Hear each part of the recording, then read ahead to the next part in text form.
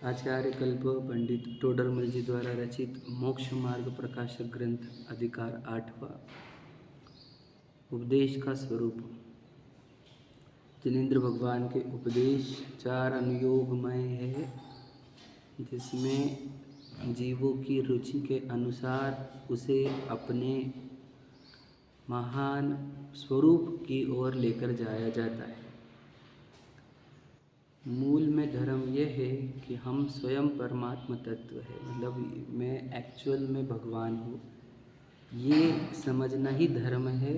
और इसमें अपने भगवान पने रूप रहना ये धर्म है, ये निश्चय धर्म है, ये वास्तविक धर्म है। जो ये समझ नहीं पाते कि मैं भगवान कैसे हूँ, है ना, और मैं स्वभाव रूप कैसे रहूँ, उन जीवों को 4 अनुयोग के माध्यम से यही बात सिद्ध कराएंगे कि तू स्वयं भगवान है। देखो कि हम अगर सुखी होना चाहते तो कौन सी चीज़ लाए जिससे हम सुखी हो। प्रश्न ये है, कौन सी चीज़ से मिलेगा सुख, कहाँ कौन सी चीज़ समझो। मतलब वो ट्राई करे है, जैसे पत्नी लाए, बच्चे लाए, है ना, खान पान के व्यंजन लाए, फिर बहुत सारे धन के लाए, फिर स्वर्ण हीरे आदि सब, तो सुखी नहीं हुआ कोई चीज़, है ना। सुख तो मिलेगा आत्मा में से। मतलब क्या कि आप चारों अनुयोगों के माध्यम से उसके अंदर ये सिद्ध किया जाएगा कि भैया अपन ही जीव है, अपन अपने अंदर अनंत ज्ञान है, अनंत सुख है। ये मूल धर्म है हमारा। और तू अपने स्वभाव रूप रहे क्या, तो प्रतिभासक है, क्योंकि जगत में तेरा कार्य प्रतिभासने का है। तो प्रतिभासक रूप रहे, ही तेरा धर्म है ना। अब इसमें तो अगर कुछ करने को जाएगा या कुछ बदलने को जाएगा तो तुझे दुख होगा, आकुलता खड़ी हो जाएगी, है ना। तो फिर कैसे किया उसको 4 अनुयोगों के माध्यम से उसे, अब हम उसमें से हम चरणानुयोग पढ़ रहे हैं। चरणानुयोग क्या करेंगे कि जो जीव मंद बुद्धि है या जिनकी निचली दशा है, ऐसे जीवों को वह धर्म के साधनों का उपदेश दिया जाता है। और धर्म के साधनों को धर्म बोलकर उपदेश दिया जाता है, ठीक है। क्योंकि इसकी दशा निचली है, इसे विकल्प होते हैं, तो इसे धर्म के साधन के विकल्प करने को कहा जाता है। और धर्म विरोधी विकल्पों को त्याग करने का कहा जाता है। मतलब चरणानुयोग ग्रहण और त्याग की भाषा बोलेगा। अर्थात ग्रहण त्याग मतलब ये करो और ये नहीं करो। ग्रहण त्याग का शब्द का अर्थ क्या होगा, करो और नहीं करो, समझे क्या नहीं। और निश्चय धर्म यानी आत्मा में तो कुछ करो और नहीं करो वाला प्रश्न ही नहीं उठता। लेकिन तेरे को निरंतर करो करो की भावना होती कि नहीं होती, होती ना, फिर तू ये वाला काम कर। तुझे अगर करो करो की भावना नहीं होती ना, तो हम तुझे बोलते ही नहीं कि कुछ कर, समझ रहे क्या नहीं। तो तू करू करू चल रहा है ना तेरा, तो एक काम कर, तू ये कर, ये वाला मत कर, समझ रहे। तो धर्म के साधन उसको करने को कहा जाएगा और धर्म विरोधी कार्य को छोड़ने को कहा जाएगा, बराबर है। तो चरणानुयोग के उपदेश 2 प्रकार के हैं। एक सिर्फ व्यवहार ही का उपदेश है और एक निश्चय सहित व्यवहार का उपदेश है। जो जीव निश्चय धर्म को समझते नहीं है और समझाने पर भी नहीं समझेंगे, ऐसा लग रहा है, उनको व्यवहार ही का उपदेश दिया जाता है, बराबर। और जो जीव निश्चय और व्यवहार धर्म को समझते हैं और समझाने पर समझने की सामर्थ्य रखते हैं, ऐसे सम्यक दृष्टि और सम्यक तो सन्मुख मिथ्या दृष्टि को निश्चय सहित व्यवहार का उपदेश दिया जाता है। यानी निश्चय धर्म और व्यवहार धर्म दोनों को बताया जाता है, समझ रहे। तो जो जीव पाप में ही लगे हुए हैं, है ना, जिनकी अब कैपेसिटी ही नहीं है निश्चय धर्म की, तो उसको पुण्य में लगा दिया जाता है। पुण्य कार्य में, शुभ कार्य में उसको लगा दिया जाता है। इससे ये होता है कि उसके दुर्गतियाँ और तीव्र दुख नष्ट हो जाता है, उसकी सुगति होती है और उसका दुख कम होता है। इतना ही उनका उपकार किया, बराबर है। और जो सूक्ष्म जीव है जो ये सुन नहीं सकते उनके प्रति करुणा करो, ऐसा उपदेश दिया गया। समझ रहे, बात समझ लेना। तो जो पापी जीव रहते हैं उनकी वासना पाप की ही रहती है। वासना का अर्थ क्या है, उन्हें निरंतर पाप ही याद आते हैं। तो पाप का अर्थ क्या, पत्नी, बच्चे, व्यापार, खान पान, पद, प्रसिद्धि, प्रशंसा आदि बार बार याद आना, ये पाप की वासना हुई, है ना। तो वो तो दुर्गति जाएगा, तो वो तो धर्म से ही दूर हो जाएगा और वो निगोद पहुंच जाएगा। तो इसको धर्म की वासनाएं जगाते हैं, अर्थात उसको देव शास्त्र गुरु की आराधना का उपदेश दिया जाता है, षट आवश्यकों का पालन का उपदेश दिया जाता है ना। तो फिर इससे क्या होता है, इससे उसके अंदर पुण्य की वासना यानी धर्म की वासना होती है, जिससे वो सुगति में जाता है। और सुगति में जाकर उसके यदि कर्म शक्ति कम हो तो उसको वास्तविक धर्म यानी मैं चेतन हूँ और मैं ही परमात्मा हूँ, ये बात समझ में आ गई तो उसका अनंत कल्याण होगा। इस अपेक्षा से भी किसी जीव को पाप कार्य से हटाकर पुण्य कार्य में लगाने का उपदेश देते हैं। ठीक है, समझ में आ गया। कल यहाँ तक चर्चा अपनी हो गई। अपन अब आगे बढ़ते हैं, आ जाइए। इसके पीछे है शायद, हाँ एक ही है। जैसे प्रशस्त राग का क्वालिटी हुआ, ध्यान से सुनना। राग में दो चीज़ें बोली जाती है, अप्रशस्त, प्रशस्त। और प्रशस्त राग से उत्पन्न होने वाले कर्म को पुण्य प्रकृतियाँ कही जाती है। समझ रहे क्या कह रहा हूँ, ध्यान से लेना। मतलब वो एक ही है, पुण्य प्रकृति का नाम है। उस पुण्य प्रकृति को बांधने वाले भाव को भी पुण्य भाव बोलते हैं। ध्यान से लेना क्या बोला मैंने, भाव में पुण्य नहीं है, पुण्य प्रकृति है जिससे बनती है, प्रकृति का नाम पुण्य है, यानी सात अवेदनी आदि को पुण्य प्रकृतियाँ कही जाती है। तो उसको जो बांधती है उन परिणामों को पुण्य भाव कह दिया जाता है, जिसका और एक नाम है प्रशस्त राग। समझ रहे,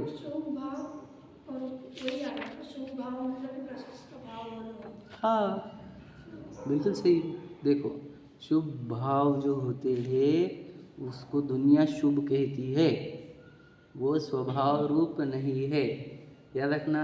मैं बता, चलो अभी अब अच्छा प्रश्न निकलेगा, उत्तर दिखा दो। जब आप बेसिक रहेंगे, जब आपकी शुरुआत की भूमिका है, तो आपने दो भावों का डिवाइजन करना, किसका, शुभ और अशुभ। अशुभ छोड़ना है और शुभ ग्रहण करना है, ये चरणानुयोग का उपदेश है।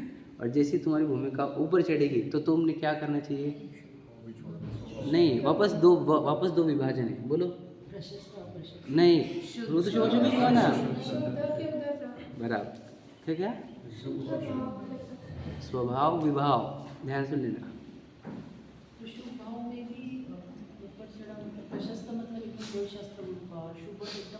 नहीं होता है, पर वो तो हमने सबको एक में रखा ना, उसके अंदर क्यों दो डिवीजन कर रहे हो, समझे कि नहीं।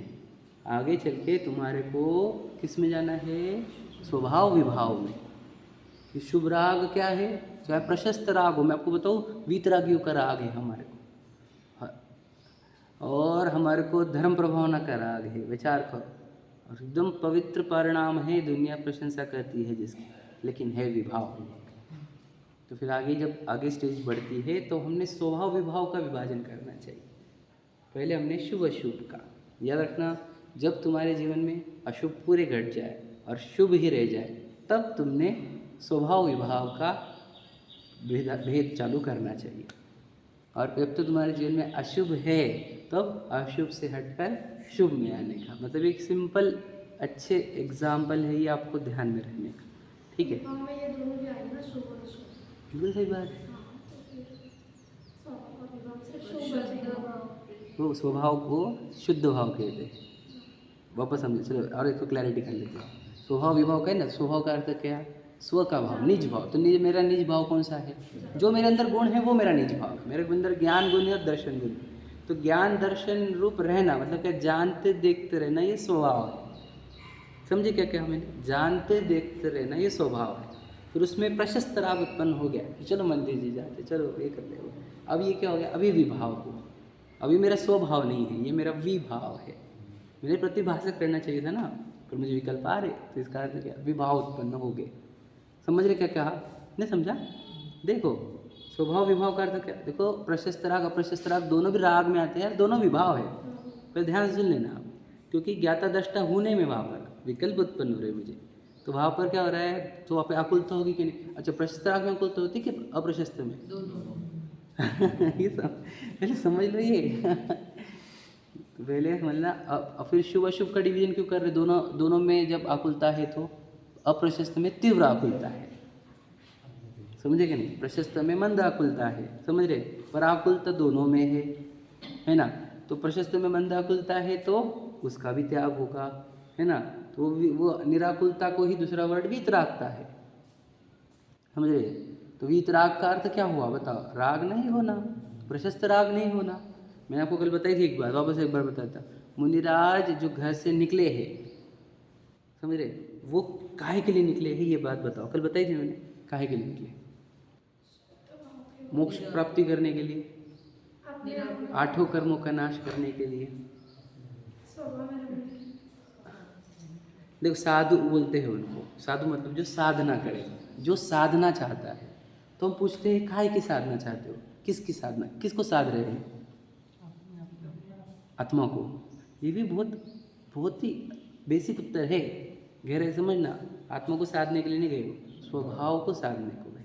ध्यान से सुनना, एकदम सिंपल समझाओ। नहीं समझा? स्वभाव को साधने गए मतलब क्या?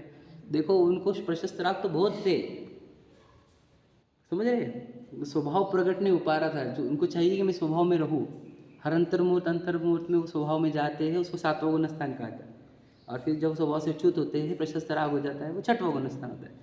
वो काहे के लिए निकले? देखो याद रखना, स्वभाव प्रकट करने के लिए। उस स्वभाव को ही दूसरा वर्ड बोलो, शुद्धोपयोग।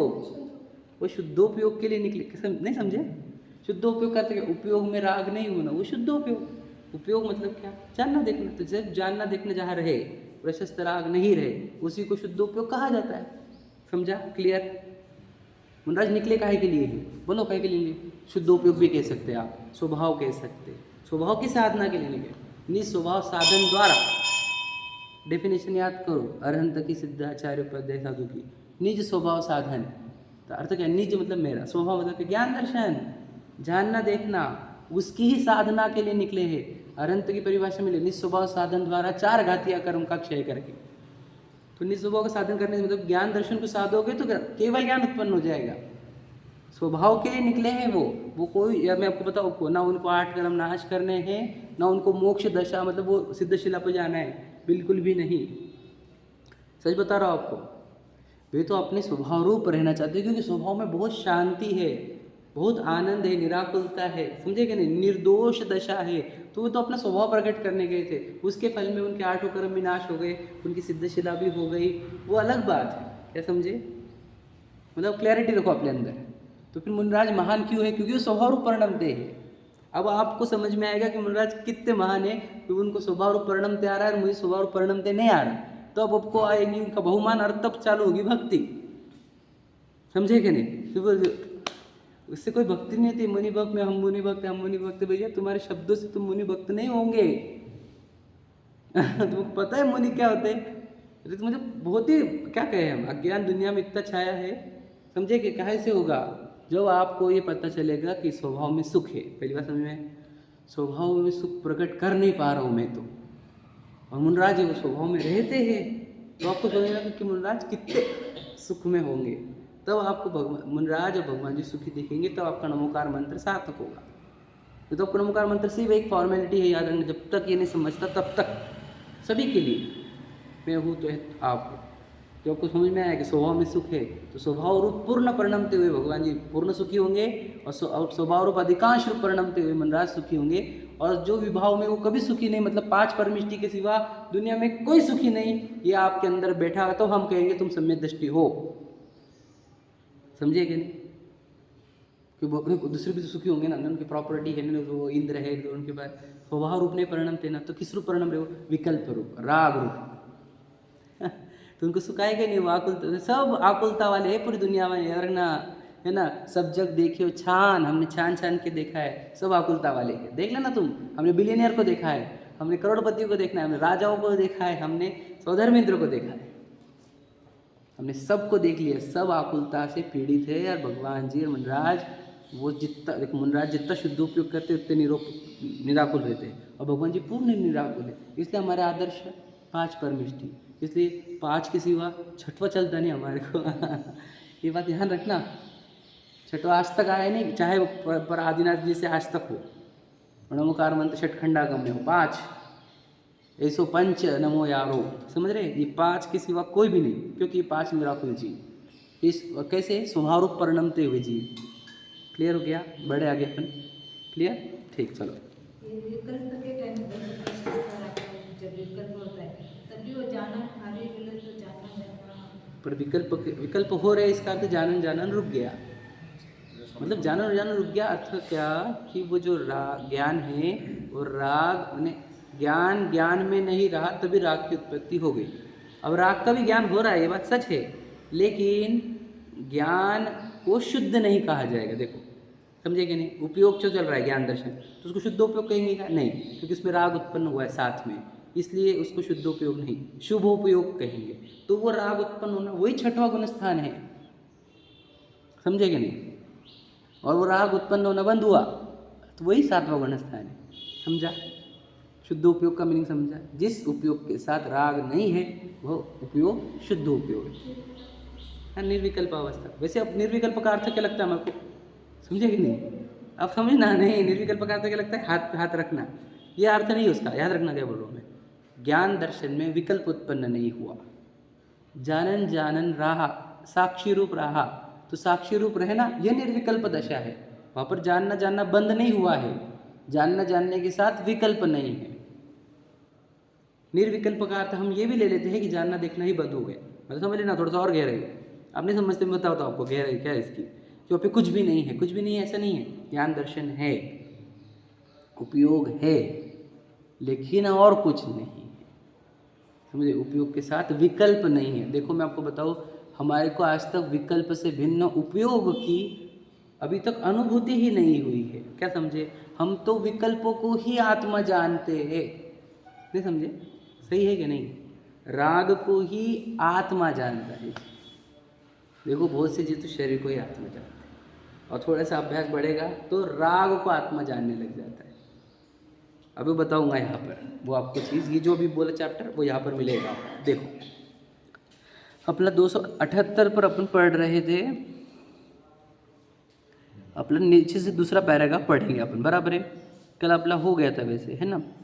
नीचे से तीसरा पैराग्राफ से स्टार्ट करता हूँ। देखो अब बैठने का तरीका, अब नया मंदिर है, नए तरीके से बैठा करो। उससे पहले आगे बाद में पीछे, मैंने बताया जिनवानी का विनय नहीं होना चाहिए, हमसे पाप लगता है। तथा जो जीव मोक्ष मार्ग को प्राप्त हुआ वह प्राप्त होने योग्य है, उनका ऐसा उपकार किया कि उनको निश्चय सहित व्यवहार का उपदेश देकर मोक्ष मार्ग में प्रवर्तित किया। क्या कहा? फिर से सुन लो। देखो क्या लिखे, जो मोक्ष मार्ग में प्राप्त होने योग्य है उनको उपकार कैसे किया? निश्चय सहित उनको व्यवहार का उपदेश दिया, है ना? श्री गुरु तो सर्व का ऐसा ही उपकार करते हैं, परंतु जिन जीवों का ऐसा उपकार न बने तो श्री गुरु क्या करे? समझे कि नहीं? हम तो यही चाहते हैं कि उसको भी धर्म मिले, पर उसका हो नहीं रहा तो क्या करे? वो समझने की कैपेसिटी वाला नहीं है ना। क्यों नहीं ये बता, मैंने बताया था शब्द क्या था? हाँ, कर्म प्रबलता, ये इम्पोर्टेंट वर्ड। उसके कर्म प्रबल है ना, हम उसको समझाना चाह रहे पर वो बिल्कुल नहीं समझता ना, कर्म प्रबल है उसके। तो उसको क्या करे? अब उसको हम छोड़ थोड़ी देंगे, तेरे कर्म प्रबल जा भैया, नहीं तो एक काम करे मंदिर में जाएगा तो प्रेरणा दो। ये भी बताया था मैंने आपको, कर्म प्रबल दिख रहे हैं वो समझने की कैपेसिटी वाला नहीं, तो उसको बोल मंदिर में तो भी आया कर, प्रक्षाल को तो भी आया कर, है कि नहीं? याद रखना, मैं आपको बता दूंगा, अगर सच में वो दिल से प्रक्षाल को आने लग गया ना, याद रखना उसका एक दिन बहुत बड़ा कल्याण होने वाला है। अब उसको जोड़ो, प्रक्षाल से जोड़ो, नहीं तो मंदिर से जोड़ो, समझे कि? स्वाध्याय से जुड़ गया तो फिर तो हो ही जाएगा, सभी काम हो जाएंगे।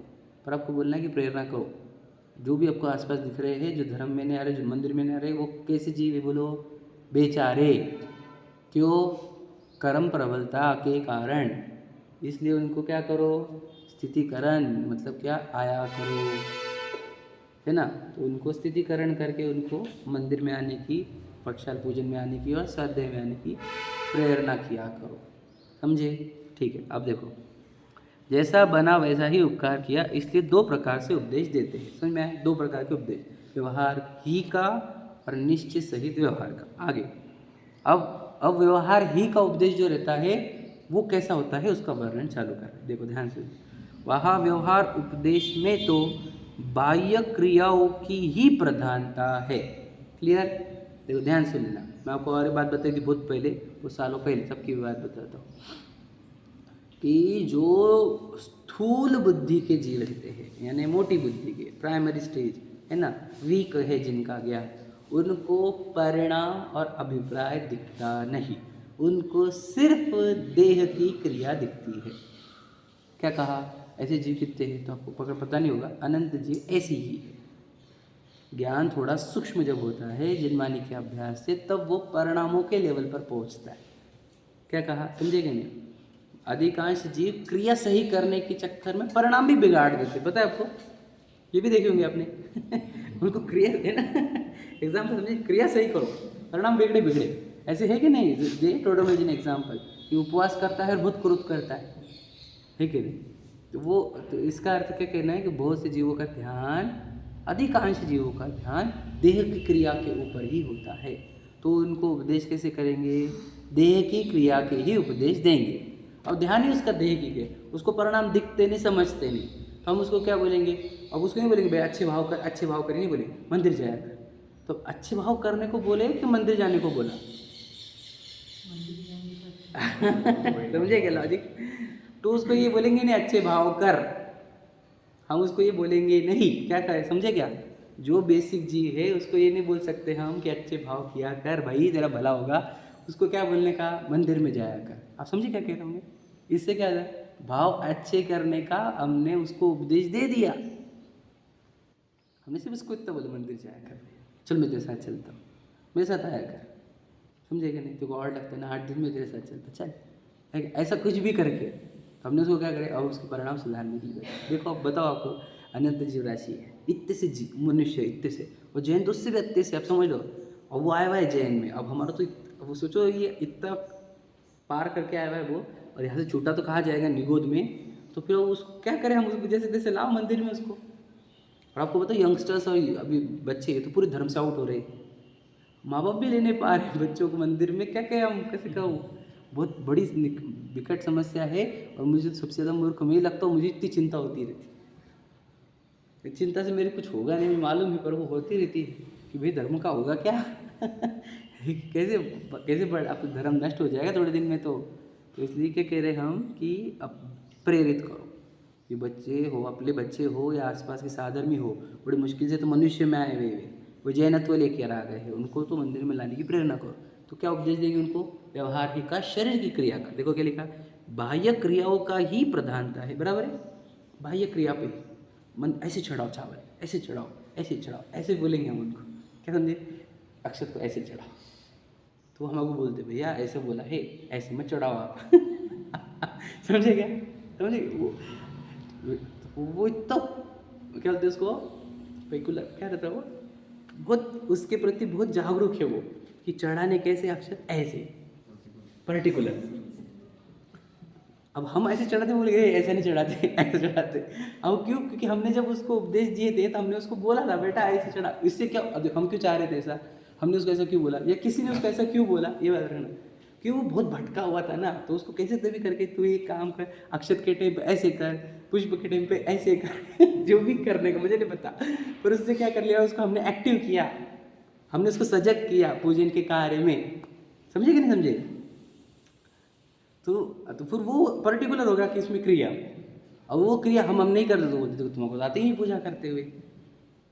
समझे क्या? समझना लाजी, समझ रहे? तो वो अब जैसी भूमिका है वैसे उपदेश दिए जाते हैं। वे अब तो हम तो जन्मानी, देखो अभी मोक्ष प्रकाशक पढ़ने की कृपा है हम पर, पूरा जैन धर्म के लोग कैसा बोला गया, क्या करते हैं, कैसे करते हैं, सब समझ में आने लग जाता है। सुझे लोकालोक ही है जिनमानी से। तो फिर वो उसको क्या किया, स्पेसिफिक पर्टिकुलर कर दिया कि ऐसी क्रिया करने की।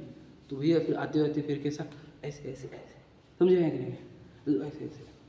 अब ये भी सब समझे, ये सब भी कि जो ऐसे ऐसे नहीं करते तुम, है कि नहीं, कि पीठ मत दिखाओ, ये वाली मत बात करो, तो ये सब क्रिया को उसको हमने उसको एकदम ऐसा कहा कि इसमें कुछ भी गलती चलेगी नहीं, ठीक है। अब समझ लो वो अर्घ्यावली होती है ना, तो उसको टच नहीं करने का, बराबर है कि नहीं? ये बोला कि नहीं बोला, पता ना आपको? अगर निर्माल्य तो उसको टच हो गया तो क्या बोले, हाथ धुलो, हाथ धुलो, हाथ धुलो। अब लोगों को पता नहीं क्यों नहीं धोने का, हाथ क्यों धोते रहते, क्यों धोते रहते? चढ़ा दिया ना तो वो वापस चढ़ाने में दोनों। हाँ हाँ हाँ हाँ, समझ रहे? लॉजिक क्या है? हम उसको ही चाहते थे कि उसको समझ में आया कि निर्माल्य को टच करना भी पाप है, समझे कि नहीं? लोग उसको धोएंगे हाथ और इधर निर्माल्य खाएंगे, तो वो नहीं चलता, क्या समझे? तो उसको क्रिया के प्रति कितना स्पेसिफिक कर दिया गया कि तू वो टच भी नहीं करना, समझ रहे क्या कह रहे? तो इससे क्या हो गया, अब समझ रहे? उसको जैसे तैसे हमने क्रिया में इसको बिजी कर दिया। हमको अच्छा है वो इतनी देर वो इतने बिजी रहा, उधर तो पूरे 5 पाप 4 कषाय 7 है ना, बस व्यसन उससे छूटा ना वो, तो यहाँ पे क्रिया में भी बिजी है, तो हमारे को बस बढ़िया हो गया काम। समझे कि नहीं समझे? देखो, उनके उपदेश से जीव पाप क्रिया छोड़कर पुण्य क्रियाओं में परिवर्तित है। कैसा उपदेश दिया गया? कौन से उपदेश दिया गया? पाप क्रिया को छोड़, मतलब पुण्य क्रिया, मतलब क्या? बाह्य क्रियाओं का उसको उपदेश दिया गया, जिससे क्या हुआ, उसकी पाप क्रिया छूटी। समझे कि नहीं? देखो, बेसिक जीव भी, उसको भी पाप क्रिया छुड़ाकर पुण्य क्रिया में लगाया जाता है, तो हमने तो आगे बढ़ जाना चाहिए। हमारे जीवन में तो पाप क्रिया होनी नहीं चाहिए, समझो बात। याद रखना, खाने का भाव आ रहा है वो पाप लगना चाहिए हमारे को, कमाने का तो बहुत ही दूर की बात है। अब खाने का भाव तो अब कैसे वो अनिवार्य रूप हो जाता है, क्योंकि वो शरीर है कि नहीं? वहाँ पर उसमें शुद्धा होती है प्रति समय पर, है ना? तो वो इसलिए पूजन में डाल दिया हमने कि शुद्धा रोग विनाश न है, समझे कि नहीं? तो तुझे दिन भर याद रहेगा कि रोग है तो रोग लगता है नहीं, नहीं नहीं आई एम वेरी, समझे कि नहीं? खाना बहुत पसंद है हमारे को, मुझे बहुत पसंद है, हमारे को बहुत पसंद है, हमारे को बहुत पसंद है, भाई तो शुद्धा रोग नहीं समझ रहा, बोल के आया ना सबको, शुद्धा रोग है, ये बीमारी है। तो पूजन में हमने उसके 8 साइंटिफिक चीज़ें डाली गई, सच बता रहा हूँ आपको। जन्म जरा मृत्यु विनाश ने पहले डाल दिया कि बेटा तुझे पूजन में बेटा क्रिया करते हुए तब भी भावना तुझे एकदम टॉप लेवल की देंगे हम, समझे कि नहीं? उसको जल की ओर, उसको इतना समझ में आता है जल चढ़ाने का है पहले उसको बाकी कुछ समझ, जन्म जरा मृत्यु, ऐसे कितने लोग बता दूंगा आपको कि जो बराबर पूजन करते हैं प्रक्रिया से, लेकिन उनको ये जन्म जरा मृत्यु विनाश न्याय का अर्थ मोक्ष होता है ये भी अर्थ पता नहीं है, समझे कि नहीं? तो क्रिया में स्पेसिफिक हो गए, पर्टिकुलर हो गए उनके क्रिया, ठीक है? देखो, वहाँ क्रिया के अनुसार परिणाम भी तीव्र कषाय छोड़कर कुछ मंद कषाय हो जाते है कि नहीं? ये बताया ना अभी भी बात कि हमने उसको सिर्फ मंदिर आने को बोला, उसको सिर्फ पूजन करने को बोला, इससे क्या हुआ, उसके अपने आप ही परिणाम तीव्र कषाय से मंद कषाय हो गए, समझे कि नहीं? तो ये अपने आप ही हो जाते हैं, इसलिए उसको मंदिर में लाया हमने।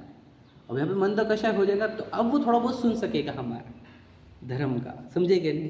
तो उसको तीव्र कषाय से मंद कषाय रखो, क्योंकि जब क्रिया सुधरती है तब परिणाम सुधरते ही है, ऐसा रूल होते हुए भी देखो क्या लिखा है, सो मुख्य रूप से तो इस प्रकार है, जनरली ऐसा होता ही है क्या, कि जिसको क्रिया सुधारने को बोला उसके परिणाम भी सुधरते हैं, ठीक है? परंतु किसी के न हो तो मत हो लेकिन कुछ ऐसे रहते हैं, समझे, अपवाद, जिनके क्रिया सुधरने पर भी परिणाम सुधरते ही नहीं, समझे क्या नहीं? क्रिया समझे, क्रिया सही करेंगे परिणाम बिगाड़े रखेंगे।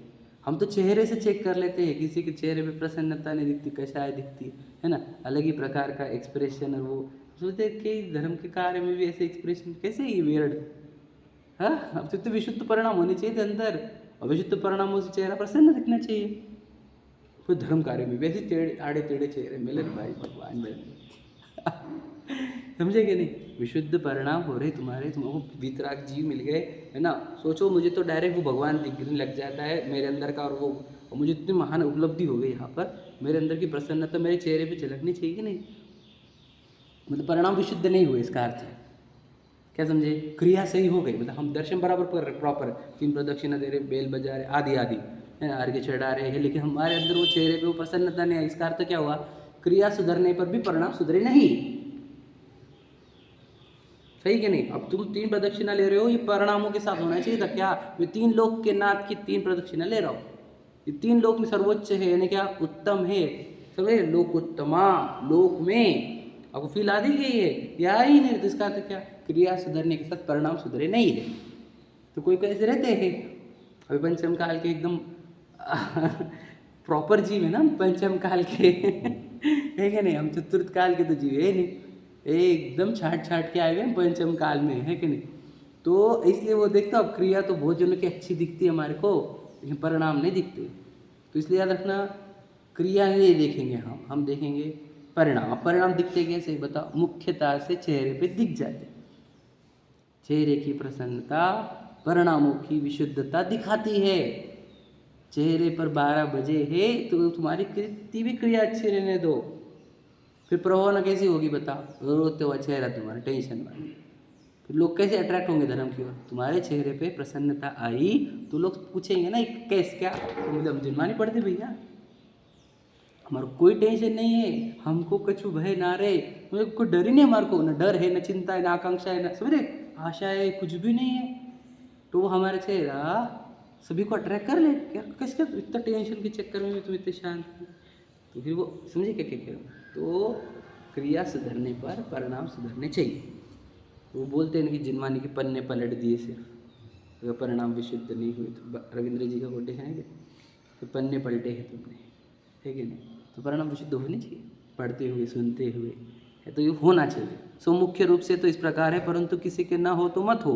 श्री गुरु तो परिणाम सुधारने के अर्थ बाह्य क्रियाओं का उपदेश देते हैं।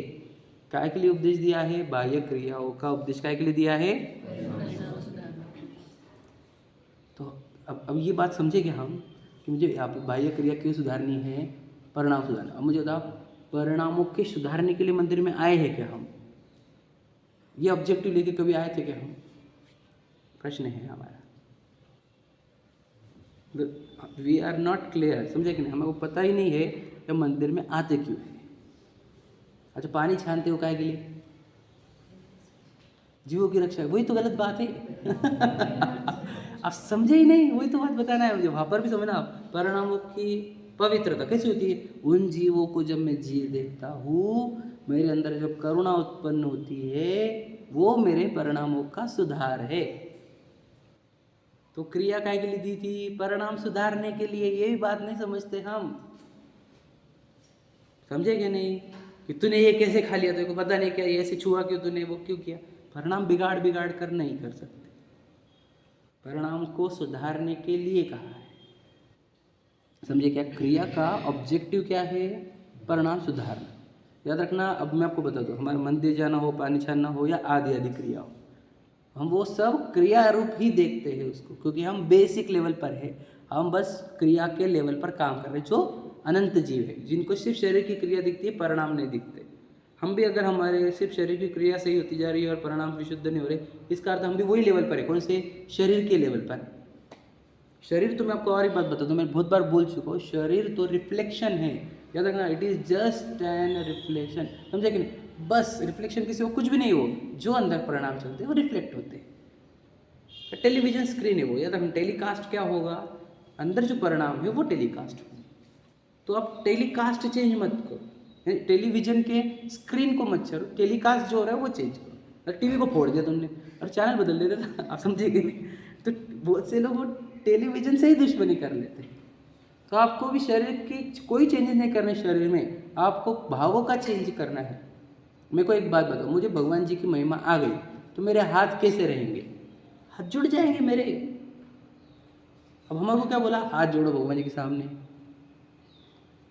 अब हाथ जुड़ते और महिमा नहीं आती, होता कि नहीं होता? सही बोलो, मेरी बात गलत लगेगी आपको, लेकिन सच्चाई यही है। ये ऐसा क्यों करने का बोलो? क्योंकि ऐसे दर्शन करते हैं, ऐसे थोड़ी दर्शन करते हैं। आप समझे? हमने ये इसलिए कहा था कि तुझे वो लगे कि वो 3 लोग के नाथ है, मैं उनके सामने ही हाथ जोड़ता हूँ, यानी वो इतने महान हैं। तो वो बहुमान वाला अंग तो आता नहीं हमारे अंदर परिणामों में, सिर्फ हाथ जुड़ते हैं। बहुत बार वो नमोकार मंत्र बोलते हुए, भक्ति बोलते हुए कहा चित्त भागता है, समझ ना साहब?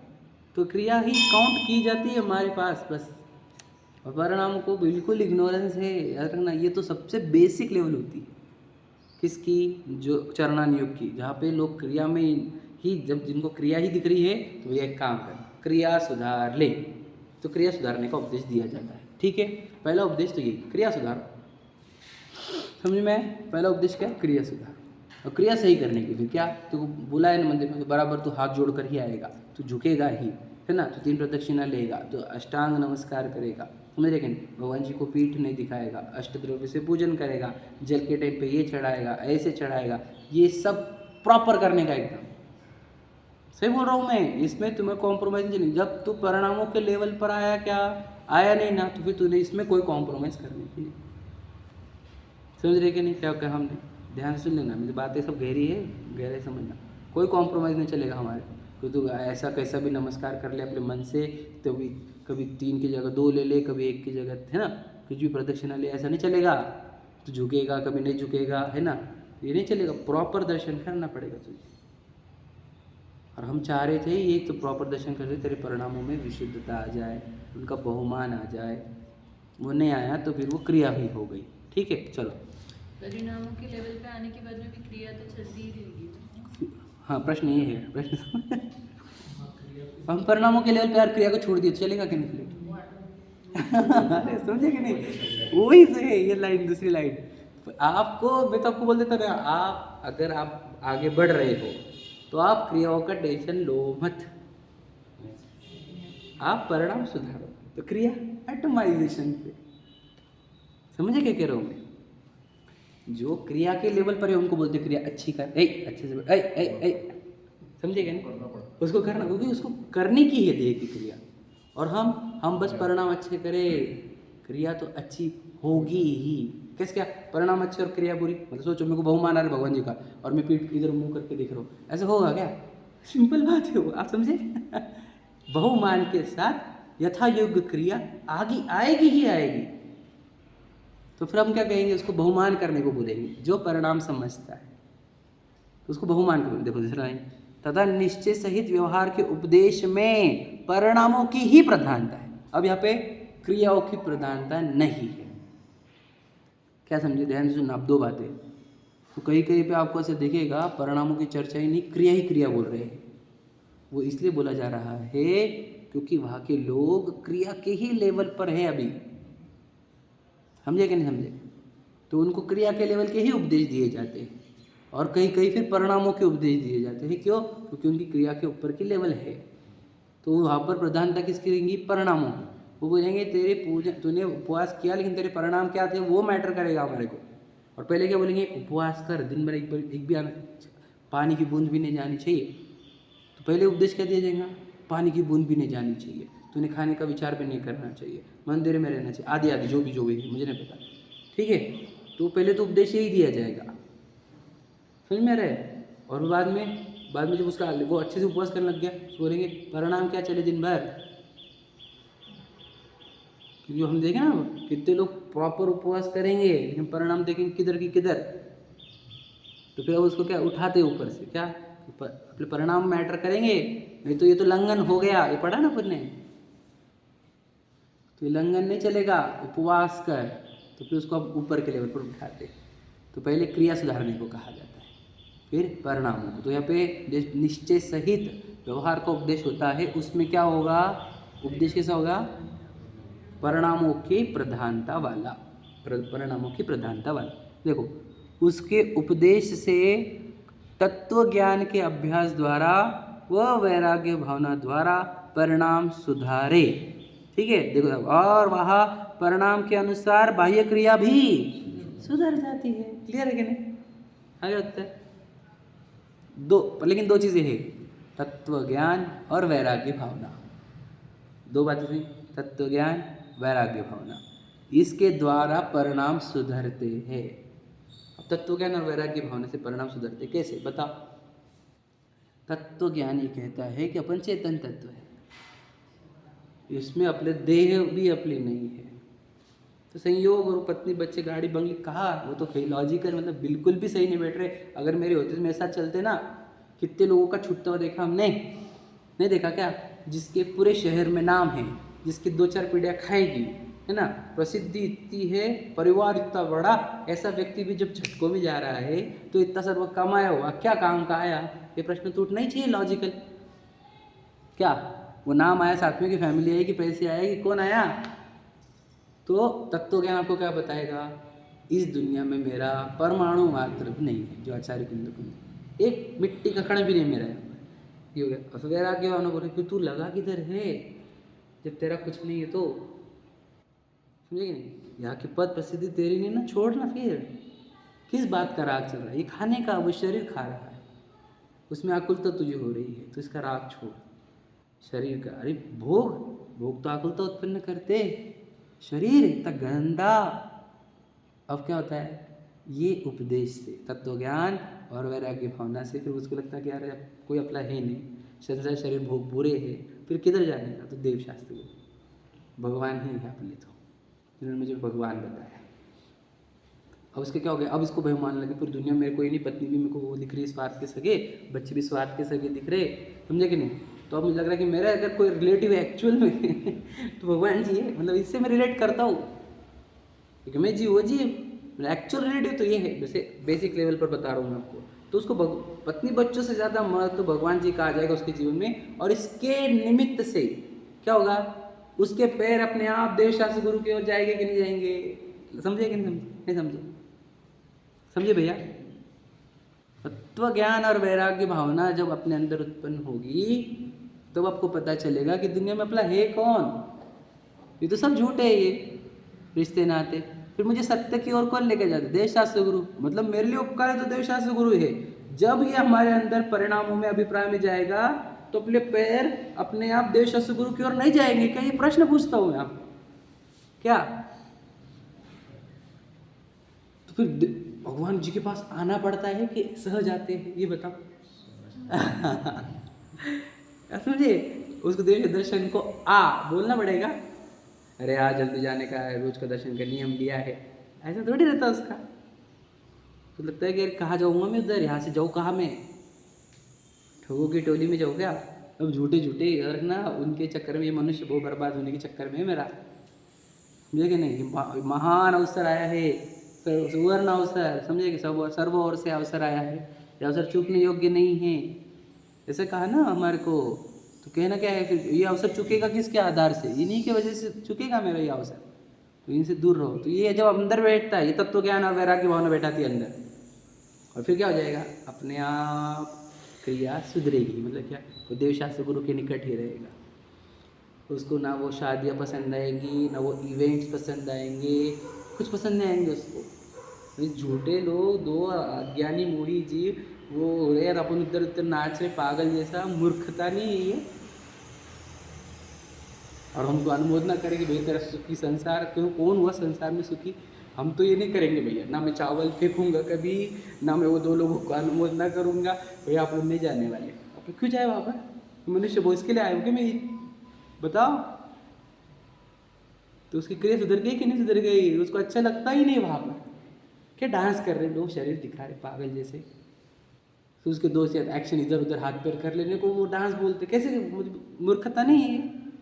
हम लोगों ने पसंद। तो ये उसके अंदर जब बैठ जाता है तो उसको रोकना नहीं पड़ता, नहीं मैं नहीं जाता शादी को, मैंने नियम लिया है, अरे मुझे पसंद ही नहीं, तुम खींच के लेके जाओ तब भी नहीं आएंगे हम, समझे कि नहीं? बाद में बात को क्या कह रहे, परिणाम सुधरने पर क्रिया सुधरती ही सुधरती है। आप चिंता करो मत क्रिया सुधारने की। अगर आपकी लेवल ये है, परिणाम देख सकते हो आप परिणामों को देखो आपके चल क्या रहा है, आपको वो चीज़ें अच्छी ही लग रही है अभी, तो फिर तुम्हारी क्रिया सुधर नहीं सकती। मतलब तो कुछ बहुत सारे लोग कैसे मंदिर में आए रहते, लेकिन अच्छा को लगता, पत्नी बच्चे गाड़ी बंगले उधर के, वो आता है इधर भी वही मांगता है, तो क्रिया सुधार ले, परिणाम बिगड़ेंगे, समझे कि नहीं समझे? और फिर परिणाम सब सुधार लेता तो इधर आता तो बहुत निस्सही बोलकर आता और निस्सही समझ कर भी आता। कुछ नहीं मेरा अभी आप दुनिया में, अब मैं पूरे मतलब याद रखना, मैं आपको सच बताऊँ, वो बहुत अच्छा लॉजिक में जो बोलता हूँ वो एक ही है कि चमड़े की चीज़ बाहर उतार कर आना, नग्न होकर आना मंदिर जी में, क्योंकि भगवान जी जो प्रतिमा के भीतर मुझे देखना है, समझे कि नहीं? वो भगवान जी तो अंदर है, वो प्रतिमा थोड़ी है, तो वो भी मुझे भी यहाँ पर वो छोड़ के आना पड़ेगा बाहर चमड़े की चीज़, तब वो भगवान जी के दर्शन होंगे, बराबर है कि नहीं? तो हमारे को ऐसा छोड़ कर आने का तत्व ज्ञान के आधार पर ही करना पड़ेगा। पढ़ लेते देखो, परिणाम सुधरने पर बाह्य क्रिया सुधरती ही है। अब देखो ये यहाँ पर ये वर्ड नहीं आया कि किसी की सुधरे किसी की ना सुधरे, ऐसा आया क्या? देखो समझे कि नहीं? लॉजिक समझे आप? क्रिया सुधरने पर परिणाम सुधरे कि नहीं सुधरे, यहाँ पर डाउट है हमारे को, क्या समझे। लेकिन परिणाम सुधरने पर क्रिया सुधरे कि नहीं सुधरे, ऐसा बिल्कुल डाउट नहीं हमारे को। परिणाम सुधरने पर क्रिया सुधरती ही है। तो हमने अब बताओ, हमने क्रिया सुधारने की परिणाम, सिंपल बात समझो, आप वो लेवल पे हो ना, परिणामों के लेवल पे समझेंगे नहीं। तो परिणामों को सुधारो, क्रिया अरे सुधर जाएगी। अरे हमारे को भक्ति मंदिर, अरे हमारे को बोलना नहीं पड़ेगा, समझ रहे कि नहीं। भैया है, अब उनको वो मजबूरी में नहीं आते हो प्रक्षाल के लिए,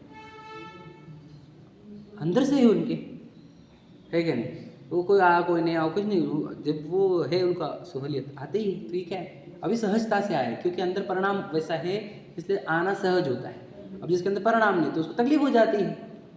हम इसलिए चाहते हैं कि परिणामों से आए लोग। अब परिणामों से लाने के लिए उसको तत्व ज्ञान सिखाओ, वैराग्य सिखाओ, है ना। तो वो अपने आप उसको भगवान जी की महत्वता बताओ, तो वो भी भावों से आएगा, वो व्यक्ति भी। और ये जो हमारे प्रोसीजर है वो उसी के लिए कि लोग मंदिर में भावों से आए।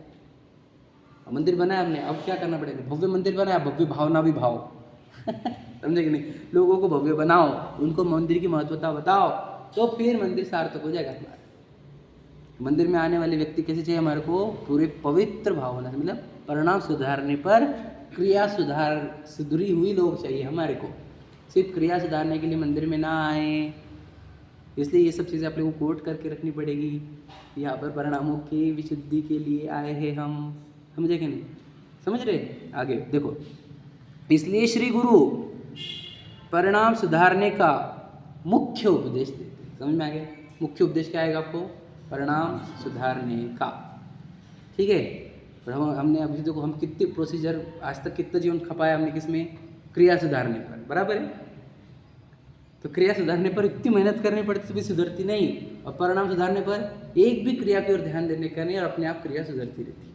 क्या समझे। इसलिए परिणाम सुधारने का उपदेश ये निश्चय सहित व्यवहार का उपदेश है, और जहाँ पे सिर्फ क्रिया सुधारने का उपदेश है वो व्यवहार का उपदेश, सिर्फ व्यवहार ही का। लेकिन किसी को वो देना पड़ता है क्योंकि वो पाप क्रिया में है, तो उसकी क्रिया सुधारने को बोल देते हैं उसको, तो उसका परिणाम सुधर जाए क्या पता, ये एंगल से उसको क्रिया सुधारने को बोल देते हैं। अरे जो अच्छे लेवल का है उसको परिणाम सुधारने का बोलते हैं। समझ में आ गया। चर्चा समय हो गया अपना, बाकी कल सहजानंदी शुद्ध